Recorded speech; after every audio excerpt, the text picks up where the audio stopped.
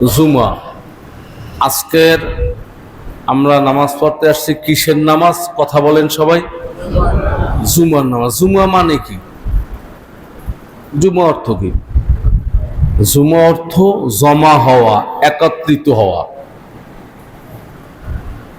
এই দিনটার নাম জুমার দিন রাখা হলো কেন? অনেক কথা যতটুকু আল্লাহ শোনার তৌফিক দেয় অন্তর দিয়ে শুনব।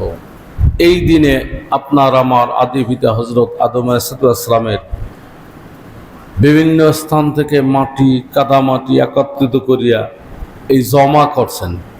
এই জন্য দিনটার নাম রাখা হয়েছে জুমার দিন। বেহেশতের মধ্যে আদম এবং হাওয়া আলাইহিসসালাম এই দিনে একত্রিত হয়েছেন, এই জন্য দিনটার নাম রাখা হয়েছে জুমার দিন। বেহেশত থেকে ফালাইয়ে দিয়েছেন এই দিনে। আবার আরাফার ময়দানে আদম এবং হাওয়া আলাইহিসসালাম দুইজনের সাক্ষাৎ মিলন হয়েছে এই দিনে। এই জন্য এই দিনটার নাম রাখা হয়েছে জুমার দিন। সবাই বলি সুবহানাল্লাহ। একত্রিত হওয়ার দিন, মহাসম্মেলনের দিন। আল্লাহ পাক রব্বুল আলামিন আগেই নির্ধারণ করছেন জুমার দিন একত্রিত হওয়ার দিন, কিন্তু অন্য অন্য নবীর উম্মতরা এটা পালন করতে ব্যর্থ হয়েছেন। ইহুদিরা এই জুমার দিন এটাকে গ্রহণ না করতে পারিয়া তারা শনিবারকে গ্রহণ করছেন একত্রিত হওয়ার দিন। খ্রিস্টানরা রবিবারকে গ্রহণ করছেন। এই উম্মতকে আল্লাহ পাক তৌফিক দান করছেন, তারা এই জুমার দিনই একত্রিত হইতে পারছে। সবাই বলি সুবহানাল্লাহ।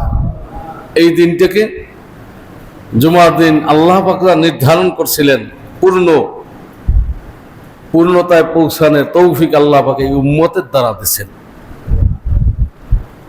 জুমার দিন, এখন জুমার দিন শ্রেষ্ঠ দিন।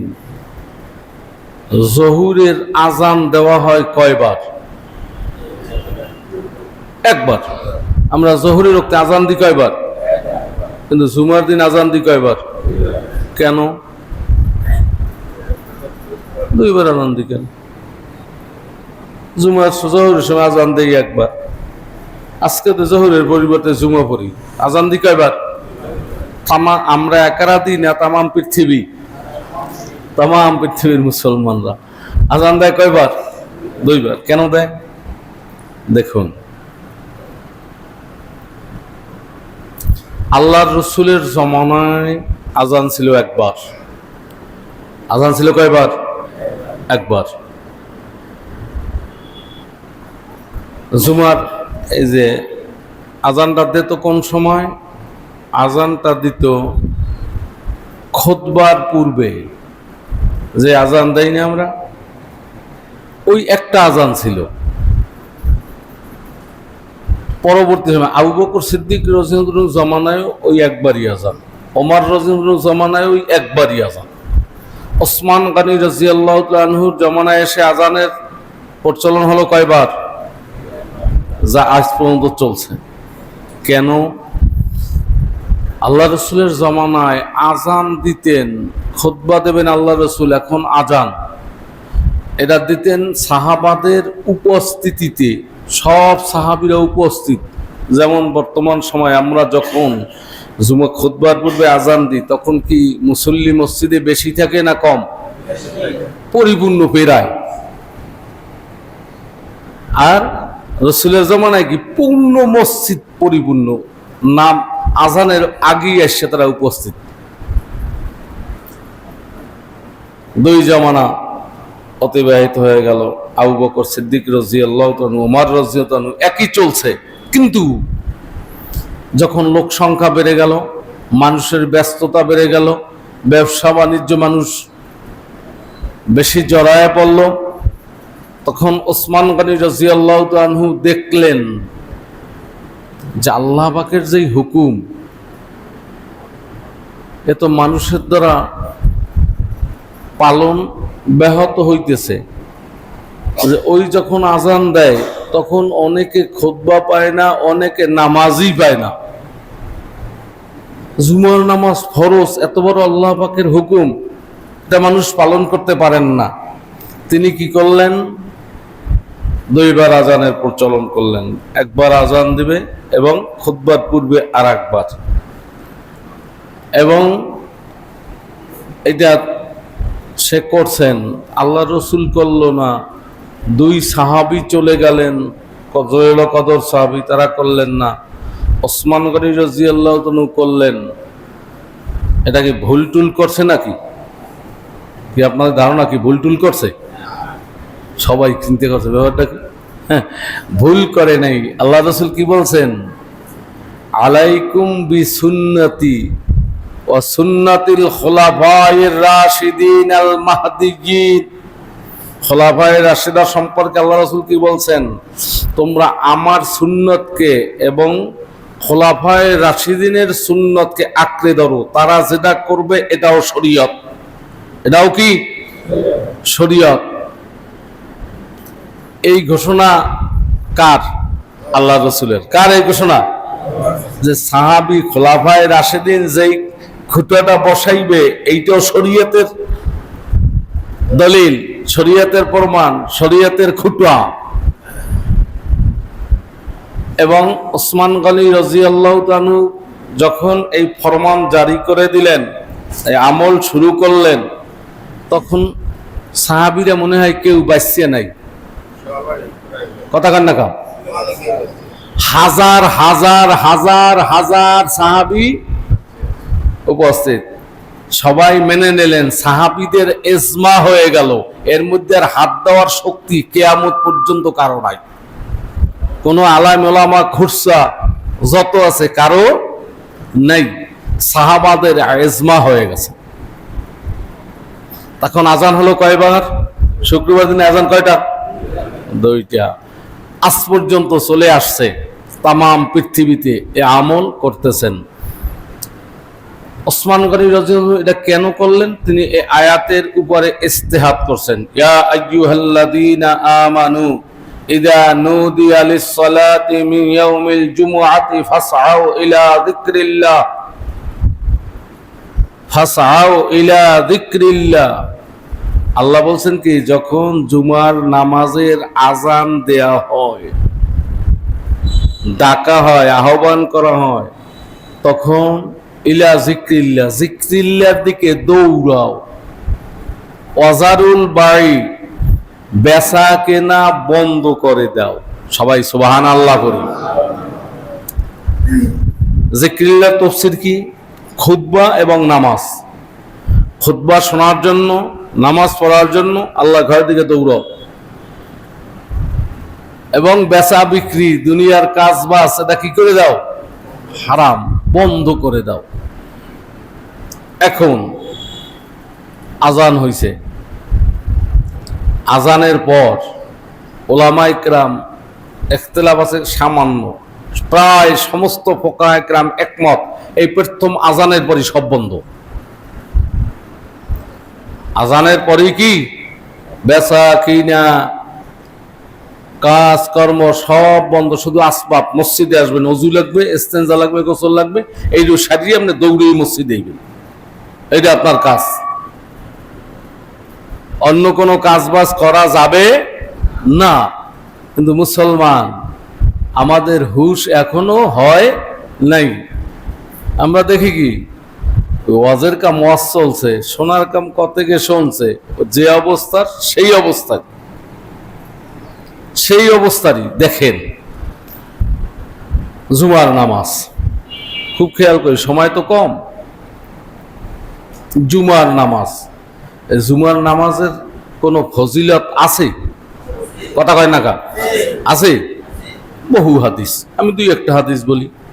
এক হাদিসে আল্লাহ রাসূল বলেন, জুমার দিন মান গসসালা ওয়াক্তাসালা ওয়াকাব্বারা ওয়াক্তাবারা ওয়ামাশা লাম ইয়ারকাব ওয়াদানা আনিল ইমাম ওয়াকানা লাম ইয়ালগু বিকুল্লি খুতওয়াতিন আমালা সানাতিন আও কামা ক্বালা আলাইহিস সালাতু ওয়াসসালাম। জুমার দিন কেউ যদি সকাল সকাল গোসল করিয়া তৌফিক অনুযায়ী সুন্দর জামা কাপড় পরিয়া হাঁটতে হাঁটতে মসজিদে আসবে কি হাঁটতে হাঁটিয়া মসজিদে যেখানে জায়গা পায় সেখানে বসবে, না একটু বর্মে আইসে সে সামনের কাতারে বসবে? মসজিদের সবাই অধিকার কি সমান। এটা নাই যে একজন ভিখারি সামনের কাতারে বসছে, এখন ওই এলাকার মোড়ল আসছে, এখন ওই ভিক্ষুককে উঠাইয়া দিয়া মোড়লকে বসতে দিতে হবে, এরকম কোন নিয়ম কানুন মসজিদে আছে নাকি? আপনি যদি ব্যক্তিগতভাবে একজনকে সম্মান দিয়া আমনে ছাড়িয়ে দেন জায়গা, সে কথা ভিন্ন, কিন্তু উঠাইয়া দেওয়ার অধিকার কারো নাই। যে যেখানে জায়গা পায় সেখানেই কি বসবে, যে যেখানে জায়গা পাইছে। কিন্তু দিলের খেয়াল ছিল বসমু আমি ইমামের কাছাকাছি। সুবহানাল্লাহ বলি। দিলের খেয়াল কি ছিল? কাছাকাছি বসতে লাভ আছে, অনেক লাভ, অনেক লাভ। এই জুমার দিন আল্লাহ যাগো জাহান্নামে দেওয়ার জাহান্নামে দেবে, যাগো বেহেশতে যাবে, যে যেখানে যাওয়ার যাবে। মানুষ জান্নাতে আছে, জাহান্নামে আছে। জান্নাতীদের জন্য আল্লাহ পাক রব্বুল আলামিন শুক্রবার দিন জুমার দিন জান্নাতের মধ্যে জান্নাতীকেও একটা সমাবেশ হবে। সবাই বলি সুবহানাল্লাহ। আল্লাহ পাক রব্বুল আলামিন জান্নাতীদেরকে দেখা দেবেন। ওই স্থান একটা নির্ধারণ করবে, এই স্থানে এসে আল্লাহ পাক দেখা দেবেন। যত নবীরা অতিবাহিত হয়ে গেছে তারা তাদের উম্মত নিয়ে ওই মজলিসে ওই সমাবেশে উপস্থিত হবেন। সুবহানাল্লাহ কান সুবহানাল্লাহ পড়ে। যারা মসজিদে আগে আগে আসবে, ইমামের কাছাকাছি বসার খেয়াল থাকবে, হাসরের ময়দানেও আল্লাহ রসুলের মেম্বারের কাছাকাছি তারা বসবে। আল্লাহ রসুলের মেম্বারের কাছাকাছি তারা কি বসার সুযোগ পাবে।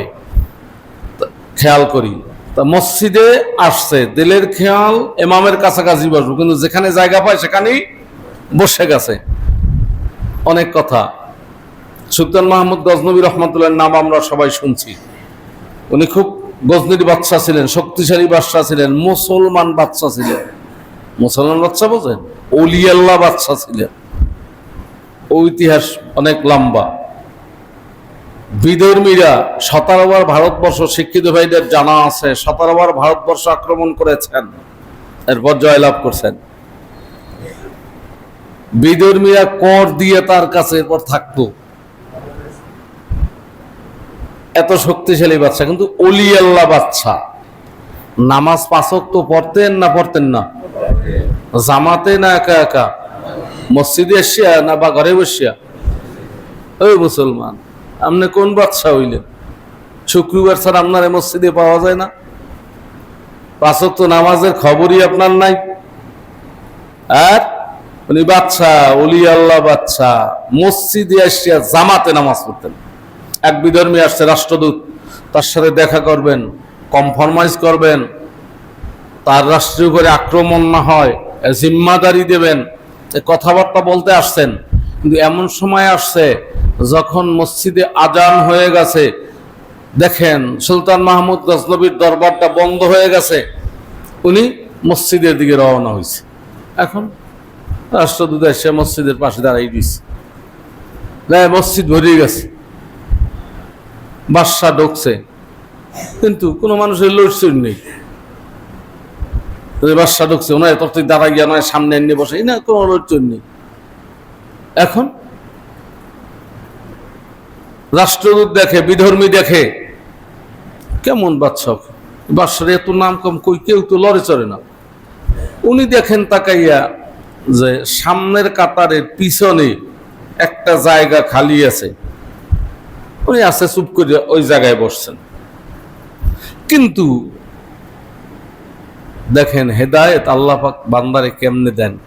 ওনার হেদায়েতের দরজা খুলতেছে বিধর্মীর, ওনার সামনেই বসা ওনার গোলাম আয়াস, সুলতান মাহমুদ গজনবী রহমতুল্লাহর সামনে বসা, সামনে বসে রয়েছে।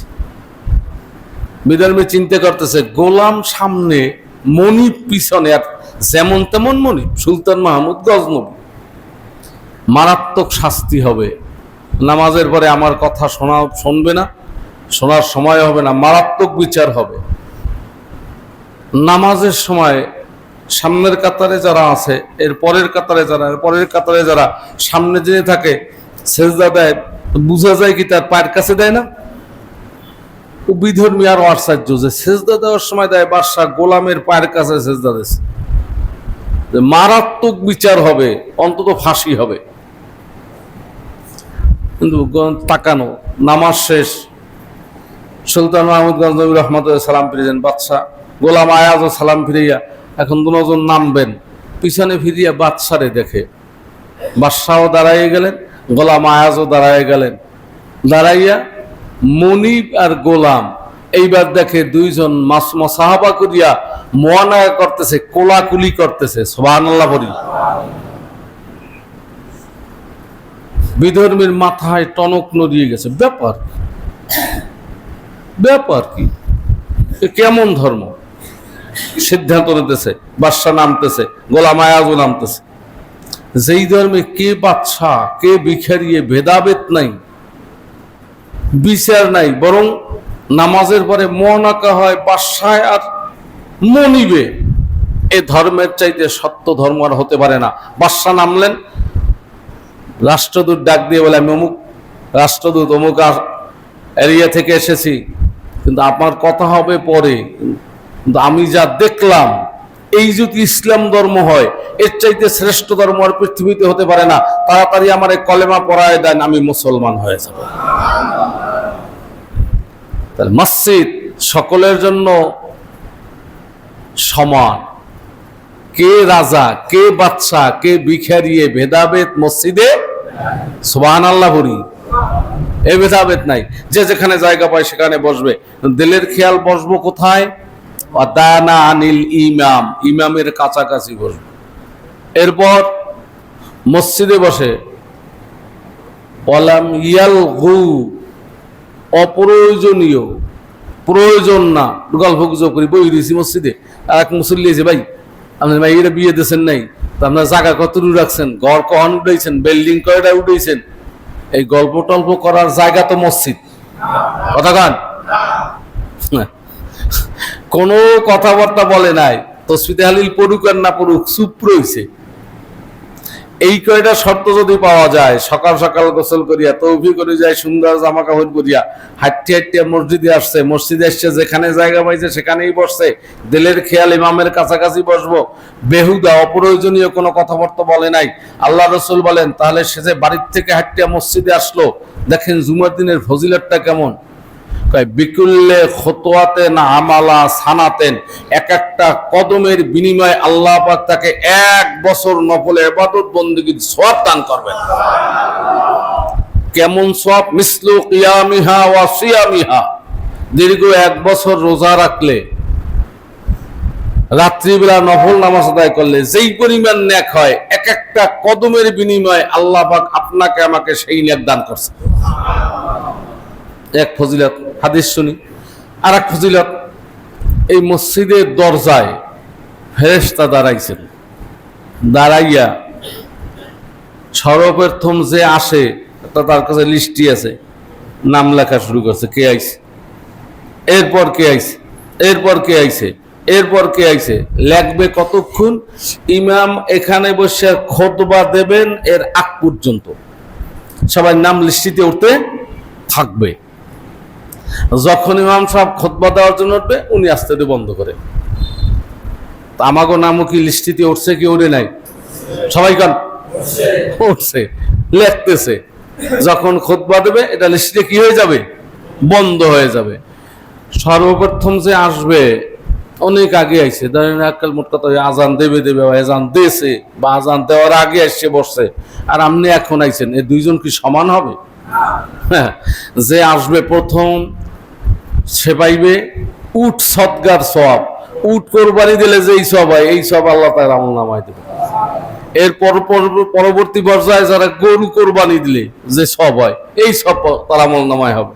এরপর বকরি, এরপর মুরগি সদকা দিলে যে সব হয়, এরপর ডিম, এরপর আর কিছু নাই। এই 5 স্তর পর্যন্ত শেষ হয়েছে, এরপর আর কিছু নাই।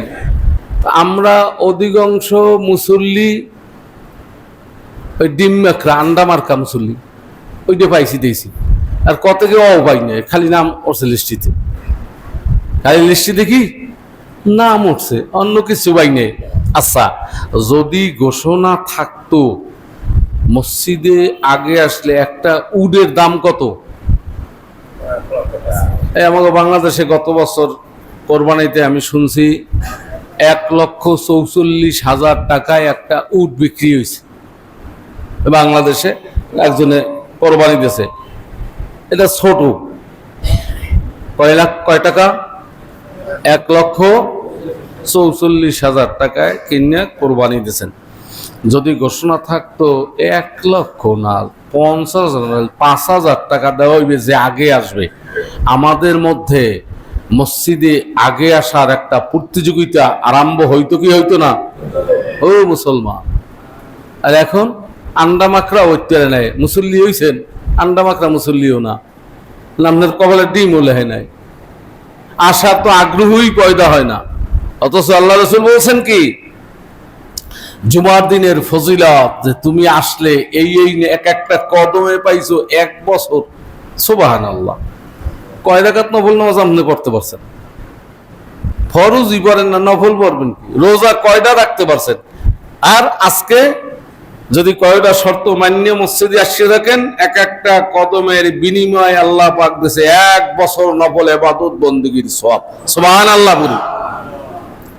এখন আমাদের কি এই ন্যাক দরকার আছে না নাই? কই, চেষ্টাই তো আমাদের মধ্যে নাই, চেষ্টাই নাই। আল্লাহ বোঝার আমল করার তৌফিক দান করুক, সকলে বলি আমিন। আর একটা বিষয় অনেকগুলো রয়ে গেছে। জুমা সর্বপ্রথম কোথায় আরম্ভ হয়, কবে আরম্ভ হয়? এই যে আমরা জুমার নামাজ পড়ি, কবে আরম্ভ হইল? অনেকেই জানি না। জানলে না জানলে কাল বিশাল ক্ষতি, তাও না, জানুন। আল্লাহ রসুল 13 বছর দাওয়াত দিলেন মক্কায়। একটা মুহূর্ত কাফের বেঈমানরা নবীরে শান্তিতে থাকতে দেয়। যারা আবার রসুলের কলেমা গ্রহণ করছে তাদের উপরে নির্যাতন আসছে কি আসে নাই? আসছে না। শুধু এত নির্যাতন, বাড়ি ঘরে থাকতে পারে না। প্রথম তো হিজরত করছে আবিসিনিয়ায়, কতকে জীবনও দিয়ে দিয়েছেন, কিন্তু কলেমা ছাড়ছে এরকম যে পড়ছে একটা প্রমাণও আছে। সুবহানাল্লাহ বলি, সুবহানাল্লাহ বলি। এই কলেমা কিন্তু আপনিও পড়ছেন, এই কলেমা আপনিও পড়ছেন। আপনি এই কলেমা পড়িয়ে 5 ওয়াক্ত নামাজই আপনার ঠিক হয় নাই, আপনি কলেমা পড়ছেন। আর ওনারা জীবন দিয়ে দিলেন, বাড়িঘর ছাড়লেন। আপনি কলেমা পড়ছেন, রসুলের আদর্শে এখনো চলতে না। শুক্রবার মসজিদে টুইমেতাই দিবে, এও পারে না। নাই না আনলে আপনার নামাজ হবে না তা না, রসুলের সুরতে আসবেন। এতটুকু আপনার কেন এই আগ্রহ সৃষ্টি হয় না? আর তারা কলেমা পড়লেন কি ব্যাপার দেন? কলেমা পড়লেন, কলেমা পড়ার কারণে যেই নির্যাতন তাদের উপরে হলো, কলেমা তো ছাড়লেন না, দেশ ছাড়লেন, বাড়ি ছাড়লেন, জীবন দিলেন, কলেমা ছাড়ে নাই। সুবহানাল্লাহ বলি, কলেমা ছাড়ে নাই। আল্লাহ রসুল 13 বছর পরে আল্লাহর হুকুমে মক্কা থেকে হিজরত করে মদিনায় আসলেন। মদিনায় এসে প্রথমত মদিনায় ঢোকে নাই, মসজিদে কোবা, যারা মক্কা মদিনা গেছেন, মসজিদে কোবা নামে একটা জায়গায় জিয়ারত করায় মুআল্লিমরা, হাজিগো। আল্লাহ রসুল এই মসজিদে কোবায় আসছে, ওইখানে 14 দিন, এটা মদিনা থেকে একটু দূরে,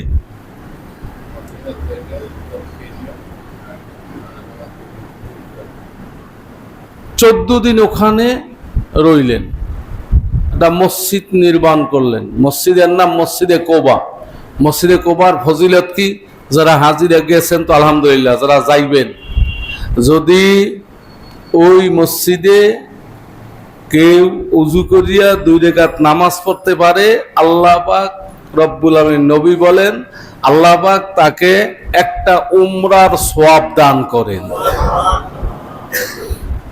এই মসজিদে কুবা মসজিদ রয়েন, আল্লাহ রাসূল ওখান থেকে রওনা হলেন জুমার দিন, এই শুক্রবার। কোন দিকে? মদিনায় ঢুকবেন। বনি সালেম সম্প্রদায়, বনি সালেম গোত্রে আসলেন। ওখানে এসে জহুরের নামাজের রক্ত হলো। আল্লাহ রসুল বাস ওইখানে সাহাবা একরাম যারা সাথে ছিলেন তাদের নিয়ে এই জীবনের ইসলামের প্রথম জুমা ওই বনি সালেম ওই জায়গায় আল্লাহ রসুল প্রথম জুমা আদায় করেন। সুবহানাল্লাহ বলি। এই মসজিদে কুবা থেকে আধা কিলোমিটার দূরে এখানে জহুরের টাইম হলো, সাহাবা একরামদেরকে নিয়ে আল্লাহ রসুল জুমার নামাজ পড়লেন, একটা খুতবা দিলেন। এই জুমার নামাজ শুরু। পরবর্তী সময় ওখানে একটা মসজিদ যারা হাজিরা যায়, ওই মসজিদের নাম হইল মসজিদুল জুমা। মসজিদের নাম কি? মসজিদুল জুমা নাম হয়। এই সর্বপ্রথম, যদিও আর একবার ওনায় আসছেন যে সাহাবিরা, আনসার সাহাবিরা আগেই আল্লাহ রসুলের হিজরত করিয়ে মদিনায় পৌঁছার আগেই জুমা নামাজ শুরু করছিলেন, কিন্তু অধিকাংশের রায় এই প্রথম জুমা দুনিয়ার মধ্যে সর্বপ্রথম শুরু হয়, যা আজ পর্যন্ত চলে আসছে। সবাই সুবহানাল্লাহ বলি। আলহামদুলিল্লাহ। আরো অনেক কথা, সময় শেষ হয়ে গেছে, সামনে আর যাব না।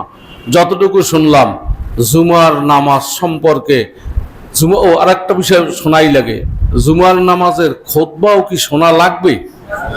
কথা কয় না কা?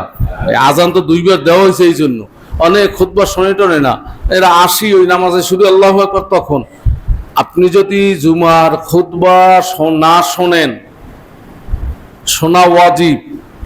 চাইরো মুজাহাবে একমত, শাফি মুজাহাবে তারও মারাত্মক, যে যদি কেউ মুসল্লিদের মধ্যে খুতবা দেওয়ার মতো না থাকে তাহলে তাদের উপরে জুমাই সাকেত হয়ে যায়, তারা জহুরের নামাজ পড়বে। শাফি মুজাহাবে। আর হানাফি মুজাহাবে জুমার খুতবা শোনা ওয়াজিব, এবং এই খুতবা কি আরবিতে না বাংলায়? কথা কান সবাই। এই বাংলাদেশেও কিছু শয়তানের দল আছে, নাম দেয় আহলে হাদিস, আসলে কি আহলে হদস। এরা ইসলামকে বিভক্ত করার জন্য, ইসলামকে ছিন্ন ভিন্ন করার জন্য দেখবেন ওদের টার্গেট থাকে শিক্ষিত মানুষ, যারা বাংলা শিক্ষিত, মানে আলেম ওলামার প্রতি না। আলেম ওলামারে থাকলে এর অনেক টাকা পয়সা দিয়া এরপর তাদের পক্ষে নিয়ে তাদের পক্ষে কাজ করায়। আর সাধারণ মানুষ যারা শিক্ষিত, অল্প শিক্ষিত, অর্থাৎ আরবি ভাষায় শিক্ষিত না, বাংলা ভাষায় শিক্ষিত, এগো টার্গেট করে একটু দিনদার, দিনের দিকে মন আছে। আর সেই কয় হাদিস বড় না ফেকা বড়। আমি তো সরল মানুষ, কি বলবে? তাতে হাদিসে তো আছে সূরায়ে ফাতিহা পড়া ছাড়া ইমামের পিছে নামাজ হয় না। আর হানাফি কেডা কইছে ওই কুফানগরে যে ইমামের পিছনে পড়ো, সূরা কিরাত পড়া লাগবে না, আর তোমরা হেইটা মানতেছো। আর রাসূলুল্লাহ কইয়া এখন ওই ব্যক্তির ইলম না থাকার কারণে ওনার ধোকা দেওয়া সহজ। তাহলে হাদিসে আছে মগদের হুজুরেরা আমাকে তো ভুল বুঝাইছে, কি অসহসা দিতে পারছে কি পারে নাই। কিন্তু আবু হানিফা রাহমাতুল্লাহ আলাইহি যেই মাসআলা বলছেন হাদিস ছাড়া না হাদিস অনুযায়ী, এই ইলম তো আপনার কাছে নাই, ওনার কাছে নাই। আমি তো ধোকায় পড়ে গেছি। আমি সাতলা, আমার একটা মাহফিল ছিল, সাতলা না, এই কি জানি নবগ্রামের পরে মাগরিবের নামাজ পড়ছি একদিন, পড়ি দেখি কি 2 জন লোক আজানের সাথে সাথে, আজান হয়ে গেছে, আজানের সাথে সাথে মসজিদে ঢুকি 2 রাকাত নামাজ পড়ে। কি অনেক মসজিদ অনেকে পড়ে আছে, 2 করে না নাই, দেখছেন আপনার নজরে পড়ছে আছে। মাগরিবের আজানের সাথে সাথে ফরজের আগে 2 জন ঢুকি, দাড়ি নেই, মোস নাই, ওগুলো যায় চাই প্যান্ট এককালে টাকনুগিয়ার নিচে উত্তর 2 রাকাত নামাজ পড়ে। এখন আমরা ওখানে নামাজ পড়তে ঢুকছি, নামাজের টাইম হয়ে গেছে, মাহফিলের স্থানে পৌঁছতে পারিনি, ঢুকছি। আমরা তো কেউ চিনি না, আমার সাথে যারা আছে তারাও ঢুকছে, বাস পড়ছে। পরে একজনে আমার দিকে চায় আর ইমাম সাহেবের দিকে গিয়েছে, হুজুর এই যে ওনারা 2 রাকাত নামাজ পড়লে এটা ঠিক আছে কিনা। হুজুরে কাতার নামাজ উনি আর জবাব দেয় নাই। এখন ওই বেলা হুজুর একটু রাখেন, ওই বেলা মনে হয় এখানের মোড়ল টোড়ল হবে। আর আমার জিজ্ঞেস করে, হুজুর আপনি কি করেন, এই নামাজ ঠিক আছে? আপনি আমার চেনেন? কয় না, চিনলে ও চিনি একটু একটু। একটু চিনলে নামাজ ঠিক আছে, আহলে হাদিসদের মতে ওনরা পড়বে, আর যদি হানাফি মযহাব মতে মানেন তাহলে মাকরু, পড়বে না। কথাটা একটু প্যাঁচ লাগছে না? তুমি তো 2 রাকাত নামাজ পড়িয়ে লাইছে ওই দুইজনে। ওই দুইজনে নামাজ শেষ করার সাথে সাথে ইমামের ইমাম সাহেব একটু হাদিস দেখাইয়ে দিয়েন। কিন্তু ইমাম সাহেবের নামাজ শেষ কোন রকমের সুন্নত পড়ছে ঠিক মতো নাকি জানি না, আমরা সুন্নত শেষ করে দিই, ইমাম সাহেব আর মসজিদে নাই, কেউ নাই, কেউ নাই। তা এরা বিশাল আলোচনা, ওদিকে আমি যাব না, সময় শেষ হয়ে বেশি হয়ে গেছে। তা আমরা মসজিদে কি বিষয়ে আলোচনা করছিলাম? খুতবা। খুতবা শুনবো কি শুনবো না? যদি খুতবা না শুনি নামাজ পূর্ণ হবে? আল্লাহ রসুল আগে জুমার খুতবা দিতেন, যেমন ঈদের খুতবা দেওয়া হয় পরে। ঈদের খুতবা কি পরে, আর জুমার খুতবা কি? কারণটা কি? আজকে আবার আগামী সময় যদি সময় সুযোগ হয়, অনেক বেশি হয়ে গেছে, আমল করার, বোঝার, শোনার, বলার তৌফিক আল্লাহ পাক দান করে। সকলে বলি